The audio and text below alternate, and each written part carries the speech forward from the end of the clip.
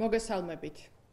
საქართველოს ფინანსთა სამინისტროს საგამოძიებო სამსახურის თანამშრომლების მიერ შიდა ქართლისა და მცხეთა-მთიანეთის საოლქო პროკურატურასთან კოორდინაციით ჩატარებული ოპერატიულ-სამძებრო ღონისძიებებისა და საგამოძიებო მოქმედებების შედეგად სახელმწიფოს მიერ 100%-იანი წილობრივი მონაწილეობით დაფუძნებული შპს საქართველოს გაზის ტრანსპორტირების კომპანიის კუთვნილი გაზის მაგისტრალურ მილსადენში არსებული ბუნებრივი აირის ქურდობის ფაქტზე დაკავებულია ერთი პირი.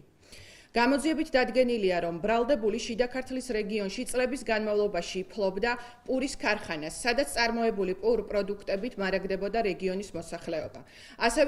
ასევე დადგენილია, რომ პურის ქარხნის მიმდებარე ტერიტორიაზე ბრალდებულს კუსტარულად ჰქონდა მოწყობილი ავტოგაზგასამართის სადგური და ყოველდღიურად ახდენდა ათეულობით ავტომობილის გაზით გამართვას.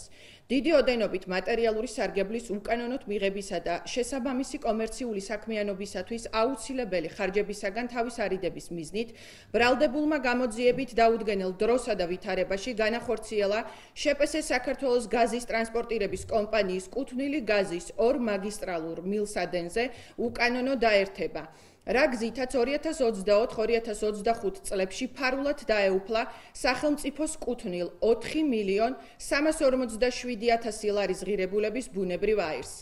ბრალდებულის მიერ ჩადენილი დანაშაული გათვალისწინებულია საქართველოს სისხლის სამართლის კოდექსის 177 მუხლის მეოთხე ნაწილით, რაც სასჯელის სახით ითვალისწინებს თავისუფლების აღკვეთას 6-დან 10 წლამდე ვადით.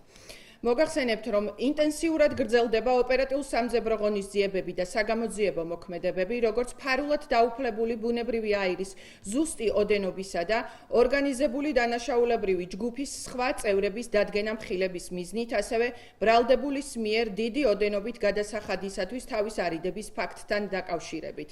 მადლობა ყურადღებისთვის.